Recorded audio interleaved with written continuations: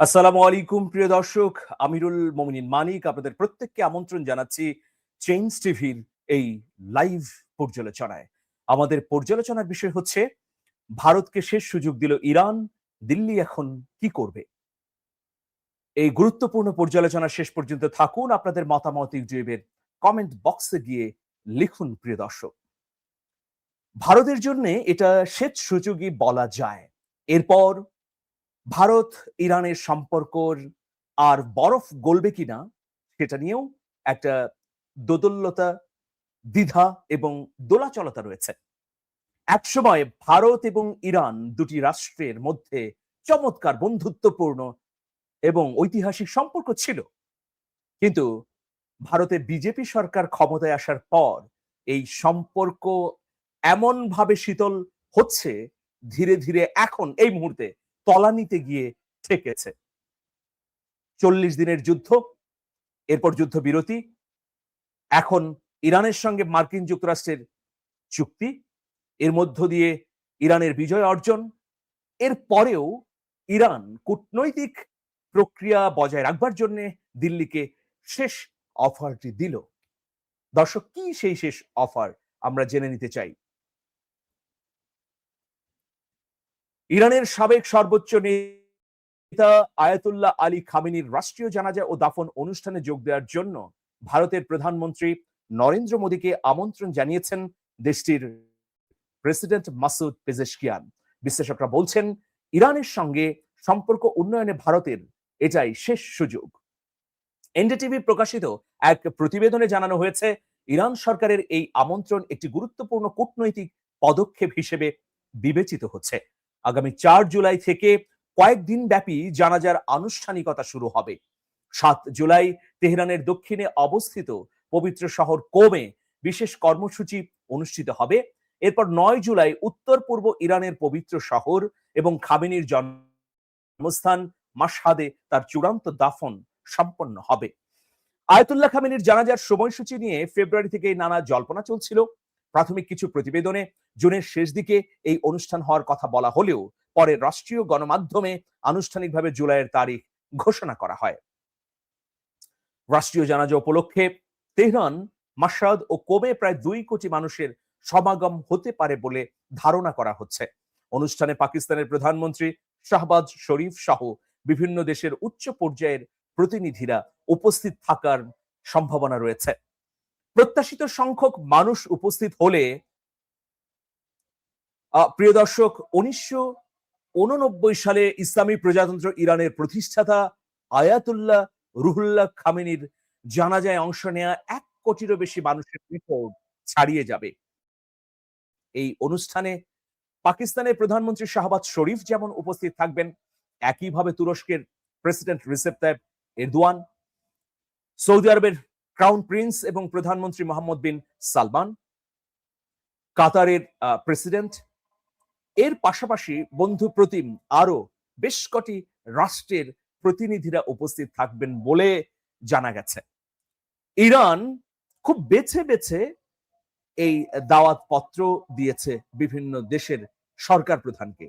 তার মধ্যে ইরান ভারতের প্রধানমন্ত্রী নরেন্দ্র মোদীকেও আমন্ত্রণ জানিয়েছে। নরেন্দ্র মোদী কি ইরানে সর্বোচ্চ নেতার এই জানাজার অনুষ্ঠানে যাবেন? নরেন্দ্র মোদীকে কেন ইরান হঠাৎ করে আমন্ত্রণ জানালো? কারণ এখন তো ভালো সম্পর্ক যাচ্ছে না তেহরান আর দিল্লির মধ্যে। দেখুন, এখানেও ইরানের একটা কূটনীতি রয়েছে। ইরান চায় ভারত যে ভুল করেছে সেই ভুল শুধরে তেহরানের সঙ্গে নতুন করে সম্পর্ক গড়ে তুলে। তবে এক্ষেত্রেও ইরানের পর্যবেক্ষণ রয়েছে, কারণ ইরানের ভেতরে অভ্যন্তরীণ দ্বন্দ্ব সংঘাত তৈরির জন্য যেসব গাদ্দার, বিশ্বাসঘাতক বা বিদেশি এজেন্টরা গ্রেফতার হয়েছে তার উল্লেখযোগ্য অংশ হচ্ছে ভারতীয়রা, যারা রয়ের এজেন্ট হিসেবে কাজ করতেই ইরানের বিভিন্ন শহরে কাজের নামে অবস্থান করছিলেন। গত জানুয়ারি মাস থেকে ধারাবাহিকভাবে বিভিন্ন বিশ্বাসঘাতকদের ধৃত হবার পর এই চাঞ্চল্যকর তথ্য উঠে এসেছে। এত কিছুর পরেও ইরান চাচ্ছে যে ভারতের সঙ্গে একটা সম্পর্ক থাকুক, যে সম্পর্ক এই এশিয়াকে শান্তি এবং স্থিতিশীলতা দেবে। এখন নরেন্দ্র মোদী এই সুযোগ নিতেও পারেন, আবার এই সুযোগকে তিনি হেলায় ফেলেও দিতে পারেন। খানিকটা তিনি দুই প্রান্তে দাঁড়িয়ে একদম একটা কঠিন অবস্থার মধ্যে পড়ে গেছেন। কঠিন অবস্থা এই কারণে বলছি যে তিনি আসলে কি সিদ্ধান্ত নেবেন। একদিকে তার ইসরায়েলের সঙ্গে সবচেয়ে এই মুহূর্তে ভালো সম্পর্ক, নেতানিয়াহু তার বন্ধু তালিকায় ১ নম্বরে রয়েছে। আর অন্যদিকে ইরানের সঙ্গে তার পুরনো সম্পর্কে ফাটল ধরেছে। ইরানের সঙ্গে তার অবিশ্বস্ততা তৈরি হয়েছে। ইরানের উপর যে অপ্রত্যাশিত যুদ্ধ হামলা, এই সময়টিতে দিল্লি সামান্যতম বিবৃতি দিয়েও সহানুভূতি জানায়নি। তো এরকম অবস্থায় নরেন্দ্র মোদী কি করবেন? দেখুন, ইরান যদি মধ্যপ্রাচ্যে এই যুদ্ধে বিজয়ী না হতে পারত, তারা যদি শক্তির সক্ষমতা না দেখাতে পারত, তাহলে কিন্তু ভারত সহ এই উপমহাদেশে আগ্রাসী রাষ্ট্রগুলো আরো আগ্রাসনের জন্য অনুপ্রাণিত হতো। কিন্তু দেখুন, ইরানের এই উত্থিত শক্তিমত্তার কারণে ইসরায়েল থেকে শুরু করে সংযুক্ত আরব আমিরাত, ভারত, মার্কিন যুক্তরাষ্ট্র খানিকটা পিছু টান দিয়েছে। যাই হোক প্রিয় দর্শক, এত কিছুর পরেও ইরানের সঙ্গে ভারতের সম্পর্ক উন্নয়নের একটা পথ খুলেছে। এখন কার্ড ভারতের হাতে, ভারত কিভাবে খেলে বা ভারত এই শেষ সুযোগটি গ্রহণ করতে পারবে কিনা সেটি দেখার বিষয়। দেখুন, ভারত এবং ইসরায়েলের মধ্যে এই সম্পর্ক ২ দশক আগেও ছিল না। ভারতে নরেন্দ্র মোদী ক্ষমতায় আসার পর ভারত ইসরায়েলের সম্পর্ক নতুন মাত্রায় উন্নীত হয়েছে। ভারতের প্রধানমন্ত্রী নরেন্দ্র মোদী প্রকাশ্যেই ইসরায়েলের পাশে দাঁড়িয়েছেন। ইসরায়েলের প্রধানমন্ত্রী নেতানিয়াহুকে তার বন্ধু হিসেবে গণ্য করছেন এবং নানা ধরনের সহযোগিতার হাত বাড়িয়ে দিয়েছেন। সামরিক, গোয়েন্দা বৃত্তি, অর্থনীতি, ভূ রাজনীতি, অনেক ক্ষেত্রে দিল্লি এখন তেল আবিবের সঙ্গে কাঁধে কাঁধ মিলিয়ে কাজ করছে। অথচ আপনারা জানেন, এই সম্পর্ক গড়ারও আগে থেকে ইরানের সঙ্গে দিল্লির চাবাহার প্রকল্প নিয়ে কাজ শুরু হয়েছিল। যে প্রকল্পটি বাস্তবায়িত হলে ইরান থেকে ভারত এই বিস্তৃত সড়ক পথে রেল যোগাযোগ স্থাপিত হতো। এর মধ্য দিয়ে মধ্য এশিয়ায় দিল্লি তার ব্যবসা বাণিজ্যকে প্রসার ঘটাতে পারত। এর মধ্য দিয়ে উপমহাদেশের Afghanistan, Tajikistan, Kyrgyzstan, Turkmenistan, Iran সহ অন্যান্য রাষ্ট্রগুলোর সঙ্গেও সড়ক পথে দিল্লির যোগাযোগ স্থাপিত হতো। কিন্তু সেই সুযোগ দিল্লি হারিয়েছে। দেখুন, ভারতে ইসরায়েলের ড্রোন কারখানা রয়েছে। কল্পনা করা যায় যে ড্রোন দিয়ে ফিলিস্তিনি ভাইদেরকে হত্যা করা হচ্ছে। তাহলে গণহত্যাকে সরাসরি সমর্থন করছে দিল্লির সরকার। ভারতের বিপুল সংখ্যক মানুষ, মুসলিম নয় নিশ্চয়ই, যারা হিন্দু ধর্মাবলম্বী, তারা ইসরায়েলে কাজ করেন। ইসরায়েলে যে জনশক্তি প্রয়োজন হয় তার উল্লেখযোগ্য অংশ, ৭০ থেকে ৮০% অংশ হচ্ছে ভারতীয় হিন্দু নাগরিক। প্রিয় দর্শক, নেতানিয়াহুকে এবং জায়েদকে, ইসরায়েলের প্রধানমন্ত্রী নেতানিয়াহু আর আরব আমিরাতের প্রেসিডেন্ট মিস্টার জায়েদকে বন্ধু হিসেবে গ্রহণ করেছেন নরেন্দ্র মোদী। কারণ কি জানেন? নেতানিয়াহু এবং জায়েদ এক হয়ে কাজ করছেন।